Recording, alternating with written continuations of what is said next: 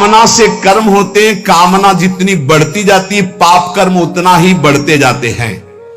शास्त्र के विरुद्ध मनमानी आचरण में पाप ही होता है।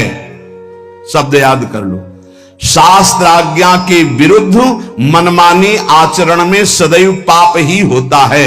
ये विकर्म बड़ा भयावह होता है और ये भारी दंड देता है, और ये कभी नष्ट नहीं होता। नष्ट तो भगवान कर सकते हैं केवल। ये आकाश में छाया हुआ शत्रु समझो, जिस समय इसका समय आएगा उसी समय भयानक घटना रूप बन जाएगा, ये रोग रूप बन जाएगा, किसी की भी बुद्धि में बैठकर आपका अहित करवा। बड़ा विचित्र स्वरूप है। कोई पूछ रहा था कि भाई भगवान के यहां तो बहुत नरक भोगवाएं फिर यहां जन्म दें और कष्ट दें, ऐसा एक पाप कर्म है? अगर इस सृष्टि में भारत में तुम एक कोई पाप कर्म तुम्हारा प्रकाशित हो जाए कि एक हिंसा की, एक व्यभिचार किया, एक छेड़ा, तो उसकी सजा देख लो जाके कानून में। बोले 20 वर्ष की जेल और 1 लाख रुपया जुर्माना। इसके बाद जुर्माना क्यों, जब उसको सजा दी जा रही है तो जुर्माना कैसे दे? उसको तो सजा दे दी। नहीं, कानून है, ऊपर से है जुर्माना। तुमने ऐसा किया 7 साल की जेल, 50,000 जुर्माना देना पड़ेगा। ऐसे ही नरक भोग और उसके बाद पुनः तिर्यक योनियों में जन्म और उसका दंड, ये जुर्माना। खेल तमाशा समझो। लाखों पाप ऐसे हैं जो तुम्हारे प्रकाशित नहीं हुए, हमारे प्रकाशित नहीं हुए। अगर भगवान की प्राप्ति नहीं होगी तो एक एक सेकंड के कर्म का भोग भोगना पड़ेगा। ये कब तक चलता रहेगा? जब से सृष्टि रची गई आज तक चल रहा है। तो इसलिए मुझे मनुष्य शरीर से तत्वबोध या भगवत प्राप्ति अत्यंत आवश्यक है। ये काम करने के लिए हमारे कर्मों को भोगना ही पड़ता है, चाहे जहां भाग के जाओ।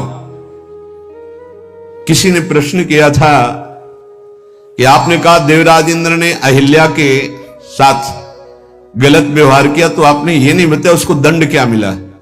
क्योंकि दंड का विषय नहीं चल रहा था, विषय चल रहा था कि भोगाकर्षण कितना प्रबल होता है कि हजारों लाखों अप्सराओं का स्वामी भी, देवराज इंद्र भी एक मुनि की कुटिया में जाता है और वहां ऐसे गंदे भाव से गौतम ऋषि का वेश धारण कर कर अहिल्या जी का, तो उसको जानते हो क्या दंड मिला था?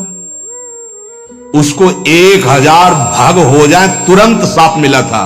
तुझे भग से, भग मानी योनि, तुझे योनि से बहुत प्यार है, तू देवराज इंद्र है, तू जो चाहे कर सकता है, तो देख मैं अभी तुझे दंड देता हूं। गौतम ऋषि ने कहा शास्त्र भगधारी हो जा। पूरे शरीर में हजारों योनियां हो गई और हर योनि से महान दुर्गंध। अब बैठ त्रिभुवन पति बन करके चरणों में लौट गए। 1000 योनि पूरे शरीर में, योनि योनि और दुर्गंध युक्त घृणास्पद घोर नरक समझो, घोर नरक। चरणों में गिर गए, महाराज त्रुटि हो गई, आप भगवत स्वरूप ऋषि हो, आप बड़े दयालु, बहुत विनय की। तब का भोग तब तक जब तक भगवान रामावतार में नहीं आते। जब श्री राम अवतार लेंगे तो उनके दर्शन के लिए ब्रह्मादि सब देवता उपस्थित होंगे, तू भी उपस्थित होगा, तब यही भग 1000 नेत्र रूप में परिणित हो जाएंगे। ये दंड मिला था। तो जानते हो सिंहासन में बैठने से शर्म आती थी और महल में रहते थे अमरावतीपुरी में, निकलना मुश्किल था क्योंकि 1000 भग खुला उनके शरीर में बने हुए थे। कर्मणों गहनो गति, गहन है कर्म की गति, भोगना पड़ेगा। एकमात्र श्री भगवान क्षमा कर सकते हैं, दूसरा कोई नहीं। आम त्वाम स्वरूपापेभ्यो मोक्षयिष्यामि मा शुचा। कामना जब उपासक के अंदर होती है तो ना चाहते हुए भी उससे पाप कर्म हो जाता है। विकर्म से बचना है तो काम, कामना, वासना मन ते अति कर दूर। राधा राधा राधा, पर है बहुत कठिन, बहुत कठिन है। कामना के त्याग के बिना ये निषिद्ध कर्म, पाप कर्म, विकर्म, इससे बचा नहीं जा सकता। गहनो कर्मणो गति, कर्म की बड़ी गहन गति है। कौन सा कर्म बांधने वाला है, कौन सा कर्म मुक्त करने वाला है, इसका निर्णय करने में सब समर्थ नहीं है।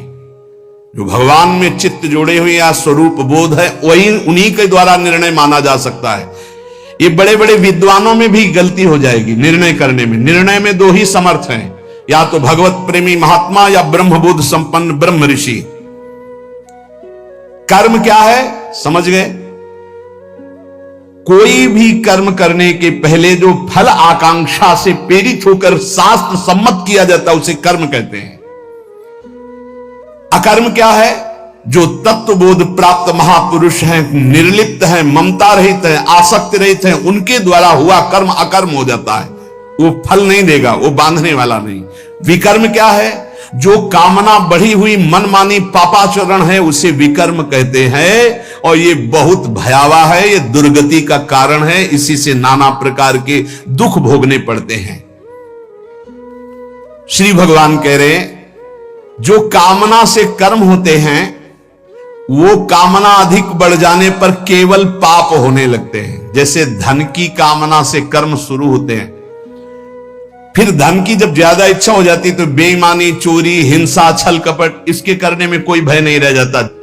अकर्म हमारे कर्म हो जाए ये बहुत जरूरी है। अकर्म, उसके दो ही उपाय हैं, या तो निर्लिप्त, फलासक्ति रहित, ममता रहित, ये तो स्वरूप बोध महापुरुष में होता है। तो एक सरल उपाय है, अपने शास्त्र सम्मत कर्तव्य कर्मों को फलेच्छा का त्याग करके श्री भगवान को समर्पित कर दो। राधा राधा जपो, नहीं बहुत यहां जो भी करोगे उसका दंड मिलेगा। महाप्रभु हरिवंश चंद्र जी कहते हैं जैसी हरिवंश नरक गति दुर्भर यम द्वारे कटियत नक छीके। छीक दिया उसका भी है, कहां छीका, किस जगह अंगुली उठाई, किस लिए? एक एक चेष्टा का तुम्हारे कहने से थोड़ी होगा। अरे कहीं कुछ नहीं, ये बावरे लोग हैं, इनको क्या पता है।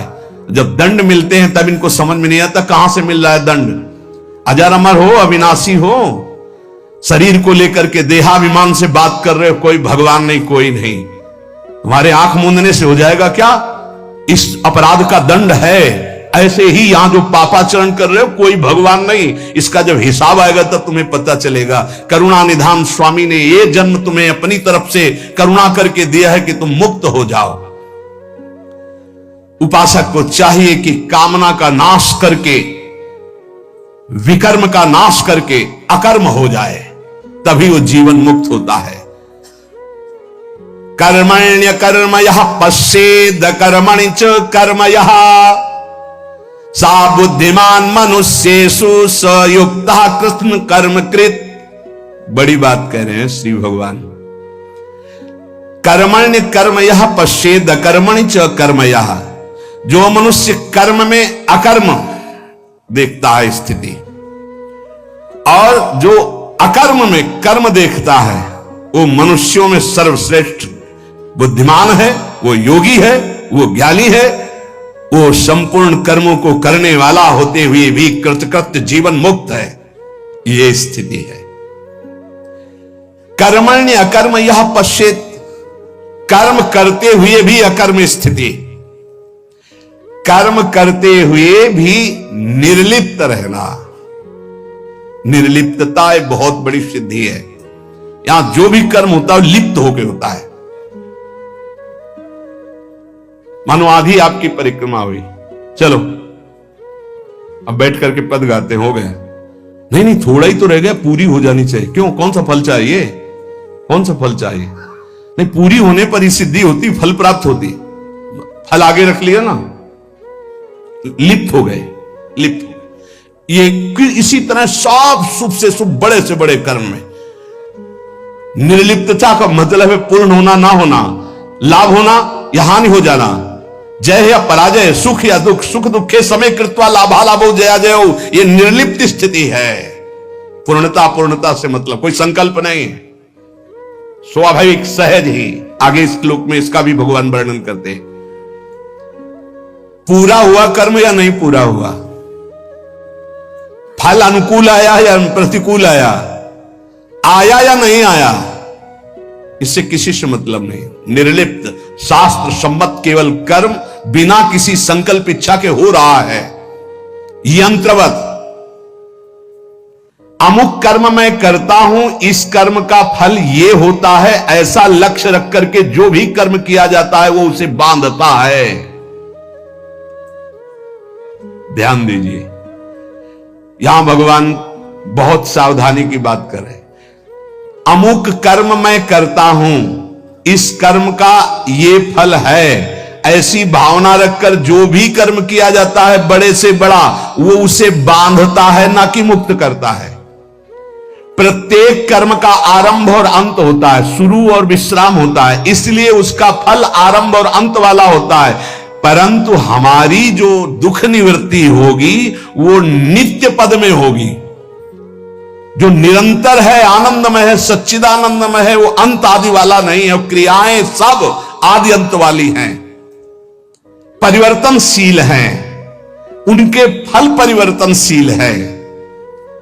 पर जीव फल की इच्छा रख करके ही हर कार्य करता है। अंदर की बात है, बिना फल की इच्छा किए तुम कोई कार्य नहीं करोगे।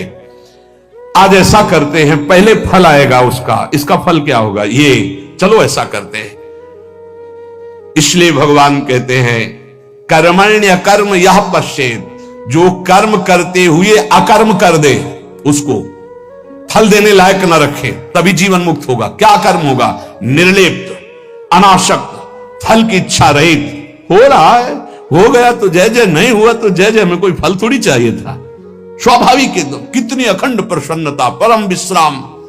लेकिन ये बात जब तक स्व का बोध नहीं है तब तक नहीं होगा, वो बहुत परेशान हो जाएगा, चिंतित हो जाएगा।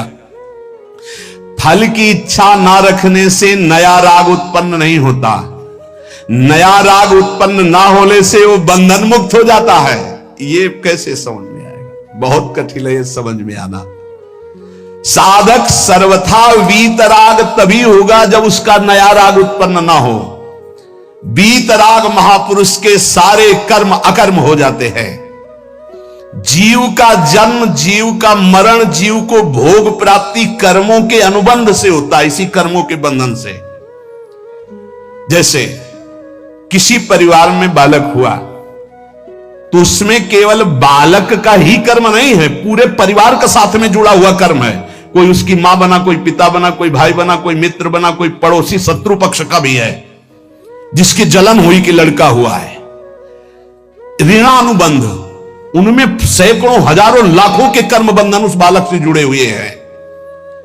किसी का वो ऋण चुकाने आया है और किसी से ऋण वसूल करने आया है, किसी का सुख भोगा तो सुख देने आया है और किसी का बदला लेने आया है। सैकड़ों अनुबंध हैं उसके, एक बार जन्म में सैकड़ों कर्मों के अनुबंध हैं। अनेक जन्मों में अनेक लोगों से किया हुआ कर्म उसको भोगना होता है। ये लेन देन का, दुख सुख का, जन्म मरण का व्यापार बहुत समय से चलता आ रहा है, इसको बंद करने का अवसर आ गया है। जन्म मरण से छुटकारा मिलने के लिए हमको मानव देव सत्संग मिला है। इसको बंद करने का उपाय है आगे के लिए कर्जा लेना नहीं, और जिनको कर्जा दे दिए हैं उनका माफ कर दें या वापस ले ले, दुकान बंद करे चले। लेना ना देना, मगन रहना, दोनों बात करनी पड़ेगी। या तो माफ करो, प्रभु से प्रार्थना करो कि जिनको हम दिए हमें कभी नहीं लेना, हमें नहीं लेना, क्योंकि लेने आना पड़ेगा। हे नाथ क्षमा करो, हमने माफ किया और हमको माफ करो। जिनको हो तो प्रभु सामने भेजो और सेवा करवा दो, और या फिर माफ करो, अब लेने देने से हमें मुक्त करो। प्रभु ही करते हैं। जिनसे सेवा करवाई है सेवा करनी पड़ेगी। नया ऋण लेना बंद करो, पुराना ऋण चुका दो, सेवा कर दो, सेवा ले मत। ऋणानुबंध, लेने देने का व्यापार अगर बंद हो गया तो तुम मुक्त हो जाओगे, जन्म मरण बंद हो जाएगा। जैसे दुकानदार अपनी दुकान खत्म करना चाहता हो तो उसे दो काम करने पड़ेंगे। जिसको देना है उसको तो पक्का दे दो, देना ही पड़ेगा, नहीं तो दुकान हटाने के बाद भी वो लेगा तुमसे। तुम वही दुकानदार हो ना, 100 रुपया लो हमारे, तुमने लिए थे, देना पड़ेगा। लेने में क्षमा कर सकते हो कि हमें नहीं चाहिए, पर देने में आपको देना होगा। जिससे लेना है उसे तो तुम क्षमा कर सकते हो, जाओ हमने माफ किया, लेकिन जिसको देना है वो देना है। नहीं हो तो कहीं भी दुकान खत्म करने के बाद भी मिलोगे तो तुमसे ले लेगा। अगर ये लेना और देना दोनों मिटा पाए इस जन्म में, तभी तो। जैसे कोई गाली दी, हिसाब है भाई, हिसाब है। अब हृदय में पीड़ा हुई ना तो हमने पहुंचाई होगी पीड़ा। राधा राधा राधा, किसी ने धक्का मारा, किसी ने कटु व्यवहार किया, अपमान किया, भगवान हमारे किसी अपराध का मार्जन कर रहे हैं, इसीलिए भक्त सहता है। अपने लिए अब किसी से कोई ऋण ना ले, सेवा किसी भी तरह का कुछ भी ऋण, ये ध्यान रखो, यहां से जाना है, हमें यहां से जाना है। शरीर से प्रेम ना अपने करो ना किसी और के करो, ये छूटने वाला है, जाने वाला है। कब जाएगा अब इसका पता नहीं, शाम के जाएगा कि कल सुबह जाएगा कि दोपहर जाएगा, 10 वर्ष में जाएगा कि 5 वर्ष, जाना है। जब हमें जाना है इस देश से तो फैलावा काहे को फैलाओ, समेट के अटैची बिल्कुल तैयार। मरने से सब जग डरा मेरो मन आनंद, कब मरी हो कब भेटी हो पूर्ण परमानंद। समझ में आ रहा है? मरने वाली अब शकुन वाली बात घर में अगर चला दे तो फिर बहुत ही, हाँ ये आखिरी मृत्यु होनी चाहिए, पर घर परिवार में बातें अब शकुन मानी जाती हैं, मरने की बात नहीं। नहीं क्यों? क्योंकि फिर पापाचरण में रति नहीं होगी अगर मरना दिमाग में रहेगा। नारायण स्वामी ने कहा 2 बात दिमाग में रख लो, एक नारायण को, दूसरी मृत्यु को। क्योंकि जाना है यहां से तो गंदी कमाई काहे को करो, अच्छी कमाई भगवान नाम, दूसरों को सुख प्रदान करना। संसार से जो तुमने ऋण लिया है, अब हम किस किस को जाने किस किस जन्म से क्या लिया है, तो सरकार कह रहे हैं अहम त्वाम सर्व पापे भ्यो मोक्षयिष्यामि मा शुचा। श्री कृष्ण की शरण में हो जाओ, वो लेना देना दोनों का हिसाब कर देंगे। मालिक, नौकर का ऋण मालिक चुकाता है, सेवक का बंधन मालिक मुक्त करता है। कोई भी गड़बड़ी हो जाए तो आगे मालिक को आना पड़ेगा। अगर सही ईमानदार मालिक है तो छाती आगे लगे, नहीं मुझे मार लो, इसको छोड़ दो, जो भी कहो वो मैं दंड स्वीकार कर, इसको छोड़ दो। तुरंत विभीषण पाछे मेला, सन्मुख राम सहयो सोई सेला। ये हमारे स्वामी का स्वभाव है। सेवा भजन जप ध्यान समाधि, अगर ये अपने लिए है तो बंधन बहुत जोर का भी रहेगा समाधि तक, और अगर ये जगत मंगल के लिए है तो लेना देना खत्म हो जाएगा इसी से। ये भी अपने लिए नहीं है। अब आप ये भी समझ लीजिए, कह रहे सेवा भजन जप ध्यान समाधि ये जगत जगदीश स्वरूप है, इनके लिए है। जो भजन कर रहा हूं, सर्वे भवंत सुखिना सर्वे संत निरामया, अगर इसका सुख मेरे लिए है तो फिर आओ यहां। अगर ये भगवान को समर्पित है, बहुत समझना है, बहुत समझना है, ये महापुरुषों के वचन हैं। कैसे आओगे? देवराज इंद्र, बड़े बड़े देवता, बड़ी बड़ी पदवियां, बड़े बड़े वैभव, ये सब साधन भजन करने वाले को तो मिले। मानो जो इसी देश के बड़े बड़े पदों में है, सब पुण्यात्मा है, इनका तप हुआ है। अब जो किया जाएगा वो आगे की फसल है, लेकिन पीछे की बहुत जोरदार फसल है। अगर मुक्त होना चाहते हो तो भजन भी अपने लिए नहीं है, तो दीहम वस्तु गोविंदम तो भ्रमेयो, लेना न देना मगन रहना, जीवन मुक्त हो गया। अब आपको लगेगा, जानते हो कैसे बात करते हैं महाराज, आज से 1 माला आपके लिए कि आपका रोग ठीक हो जाए, और 10 हमारी। 1 माला सिर्फ आपको देंगे, इष्ट और गुरु को एक माला, 10 माला मेरी नहीं भैया, मेरा अस्तित्व नहीं। अब जो कुछ हो रहा है वो सब आपके लिए है, आप जीवन मुक्त हो गए।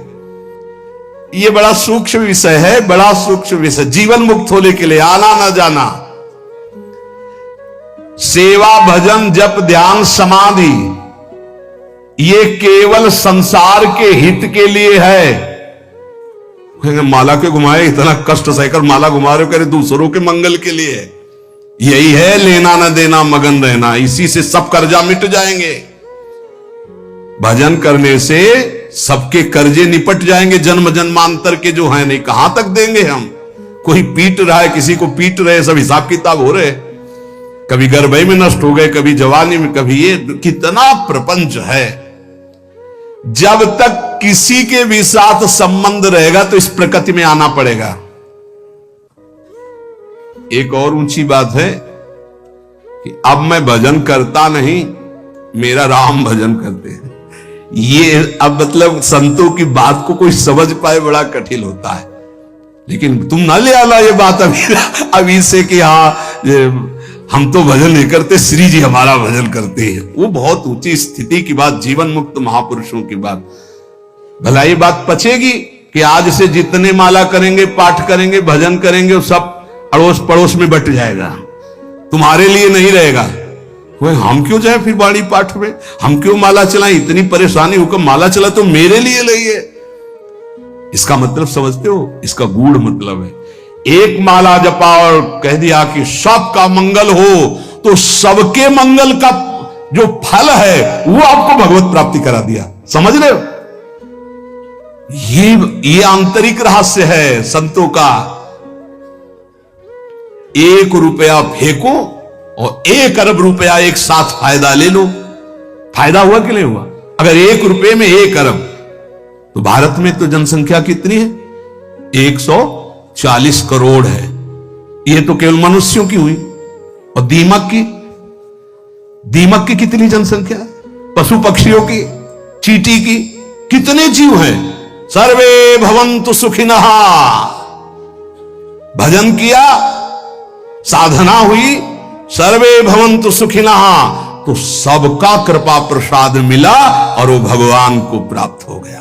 समझ रहे हो? भगवत प्राप्ति, सबका कृपा प्रसाद मिला।